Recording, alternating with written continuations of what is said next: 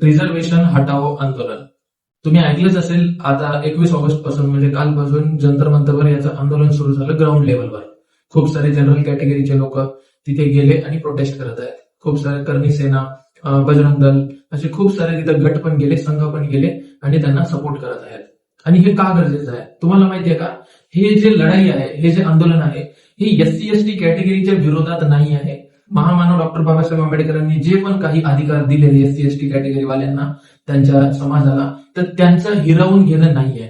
पण आतापर्यंत जे लोकांनी भोगले त्याला, राईट, ज्या लोकांनी त्या आरक्षणामुळे जनरल कॅटेगरीच्या मुलांनी त्याच्यामुळे भोगले, म्हणजे काय म्हणतो आपण, जे एससी एसटी वाले जे मुलं आहेत त्यांना निगेटिव्ह मार्किंग आल्याच्या नंतर सुद्धा 350-400 मार्कवर एमबीबीएस, बीएमएस चीट भेटत आहे जर नीटची कोशिश केलं तर आपण. आणि जनरल कॅटेगरीवाल्यांना 550-600 मार्क पडून सुद्धा बीएमएस एमबीबीएस भेटत नाहीये. आज इतकी बिकट परिस्थिती झाली. तसंच एमपीएससी, युपीएससी, प्रत्येक स्टुडंट्सला प्रत्येक लेवलच्या परीक्षांमध्ये आज आरक्षण आढळून येते. त्याच्यासाठी स्किल मागे राहत आहे आणि रिझर्वेशनमुळे मुलं समोर जात आहेत. आता जर आपल्याला याच्यामध्ये रिफॉर्म आणायचे, सरकारकडे या लोकांचं मागणं काय आहे, जनरल कॅटेगरीवाल्या लोकांचं जंतर मंतरवर जे आंदोलन करत आहेत यांचं मागणं काय आहे माहितीये का? याला रिफॉर्म करा, काहीतरी एक नियम लागू करा. असं नाही व्हायला पाहिजे ना की आतापर्यंत ज्या लोकांनी आरक्षण घेतलं ते श्रीमंत झाले, ते करोडपती, आर्थिकदृष्ट्या ते खूप चांगल्या पद्धतीने चांगल्या स्थितीवर आहेत. आता त्यांना जर आरक्षण दिलं तर काय फायदा?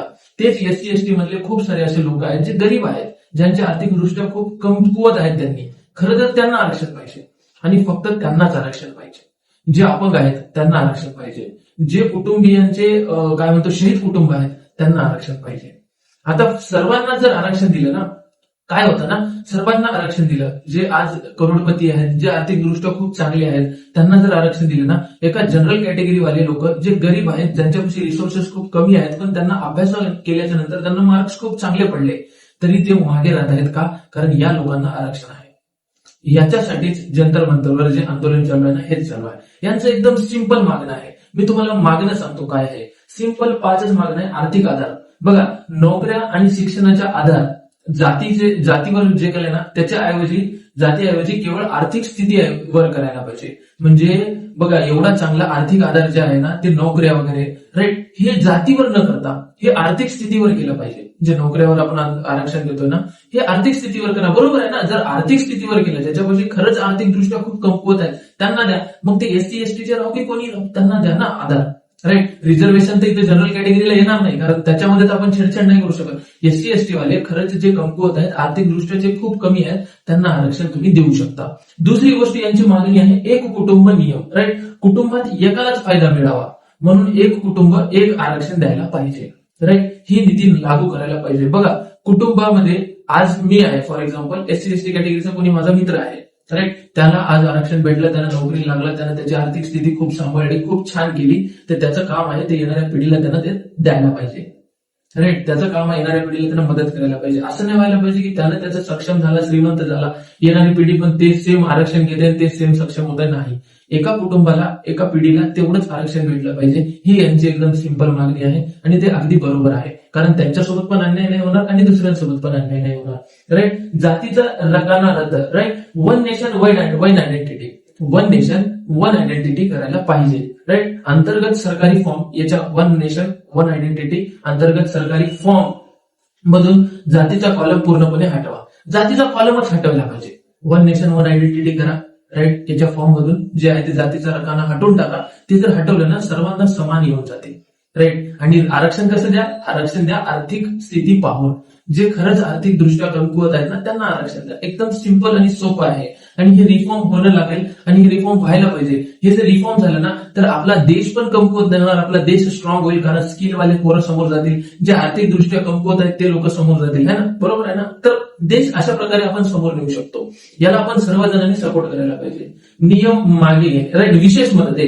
विशेष मदत म्हणजे काय? आरक्षण किंवा मदत फक्त दिव्यांग, अनाथ मुले, राईट, आणि शहीद कुटुंबालाच मिळाली पाहिजे. जे विशेष मदत भेटते, राईट, जे आर्थिक दृष्ट्या मदत करतो आपण, जे आरक्षण करतो, जे स्पेशल आरक्षण, हे दिव्यांगला करा, अनाथांना करा आणि जे शहीद झाले त्यांनाच करा. म्हणजे काय होईल ना, यांचे कुटुंब जे आधीच यांच्यावर खूप मोठा भार येऊन बसला, खूप मोठा डोंगर कोसळला दुःखाचा, यांना आरक्षणामुळे ते समोर जाता येईल. राईट. किती छान पॉईंट आहे ना. यांची मागणी मला खूप छान वाटली आहे. राईट. नियम मागे युजीसी जे 2026 चे नवीन कास्ट इक्विटी आहे ना, ते त्वरित नियम मागे घ्यावेत. बरोबर आहे. राईट. याच्यामुळे काय होतंय ना, खूप साऱ्या लोकांचं नुकसान होत आहे. आणि एवढ्या छानपैकी 5 मागण्या आहेत. त्या 5 मागण्या जर सरकारने कंप्लीट केल्या तर एकदम छान प्रकारे आपला देश समोर जाईल. एकदम छान प्रकारे आपण सर्वजण एकत्रित येऊ आणि संघटित होऊ आणि समोर जाऊ. बघा, जे अप्पर कास्टचे लोक आहेत ना, ते जातीचे ध्वज दाखवतात. जाती आमची स्ट्रॉंग आहे, आमची जाती खूप चांगली आहे म्हणून लोअर कास्टचे म्हणतात ना, त्यांना खूप कमकुवत दाखवले जात आहे. हे जातीचा नियमच काढला पाहिजे. हे जात हटवलीच पाहिजे. जर जातीचा नियमच काढून टाकला ना आपण, जातीच्या बद्दल बोंबललेच नाही की माझी हे ना माझी ते, तर खूप चांगल्या पद्धतीने काय होणार ना, हे आपण देश एक संघटित होऊन समोर जाऊ. तर हे तुम्हाला काय वाटतं या 5 पॉईंट बद्दल तुम्ही सांगा. बाकी जंतर मंतरवर आंदोलन केलं गेलेलं आहे, आंदोलन स्टार्ट केलं गेलेलं आहे. जर जंतर मंतरवर आंदोलन खूप जास्त दिवसासाठी चाललं, येणाऱ्या काळात तुम्हाला मीही तिथे दिसेल, 100% दिसेल. तुम्ही तिथे मला पाहू शकता. दुसरी गोष्ट, आता तिथे 50 लोकांना डिटेन केलेलं आहे. ते लोकांनी होऊ शकते काही नियमाचे उल्लंघन केले. पोलीसवाल्यांना काय म्हणतो वरतून ऑर्डर असतात, ते स्वतःच्या मनाने काही नाही करत. यांना वरून नियम आलेले, वरून यांना काय म्हणतो आपण ऑर्डर आलेले आहेत, यांनी ते फॉलो करायले. जे लोक आंदोलनाला जात आहेत ना, भावांनो, मित्रांनो, माझ्या बंधूंनो, सर्वजण तुम्ही नियमाचं उल्लंघन करू नका. कोणाला आक्षेपार्ह भाषेसाठी बोलू नका. कोणाच्या धर्माचं उल्लंघन करू नका. आपला धर्म पाळा, आपल्या धर्मासाठी जगा, आपल्या जातीसाठी जगा, आपल्या रिझर्वेशन वन नेशन करू आपण. कसं होईल ना, फॉर एक्झाम्पल आज जे मुलं नीटसाठी 550-500 मार्क पडत आहेत, दुसरे पोरं जर निगेटिव्ह मार्किंग घेऊन 300-350 वर लागत असतील ना, या पोरांचं दुखत आहे, या पोरांचं खूप जास्त नुकसान आहे. आणि तुम्हाला काय वाटतं, की निगेटिव्ह मार्किंग वाला डॉक्टर चांगले मार्क देईल, चांगला इलाज करेल, की एक स्किल वाला डॉक्टर चांगला इलाज करेल? तेच एमपीएससी युपीएससी मध्ये आयएस अधिकारी, आयपीएस अधिकारी, जे गव्हर्नमेंट ऑफिशियल्स आहेत, त्यांच्या पण तिथे तसंच आहे. कोण चांगलं काम करू शकतो? जो स्किलवाला आहे तोच चांगलं काम करू शकतो. मग आपल्या सगळ्यांना एकत्रित येऊन या सगळ्यांचा सपोर्ट करायचे. बस माझ्या या व्हिडिओद्वारे तुम्हाला एवढा संदेश होता.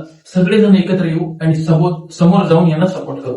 राईट. बाकी तुमची काय राय आहे कमेंटमध्ये नक्की सांगा. चॅनलला सबस्क्राईब करून ठेवा. येणारे व्हिडिओज या चॅनलवर येऊन जातील. तुम्हाला रिझर्वेशनवर, आरक्षणांवर जेवढे व्हिडिओ येतील या चॅनलवर येऊन जातील. चॅनलला सपोर्ट करा, चॅनलला सबस्क्राईब करा, लाईक करा व्हिडिओला, व्हिडिओ जास्तीत जास्त शेअर करा, कारण सर्व लोकांचे डोळे उघडले पाहिजे. बाकी चला आपण याला सपोर्ट करू, एकत्र येऊ आणि सपोर्ट करू. जय हिंद, जय महाराष्ट्र.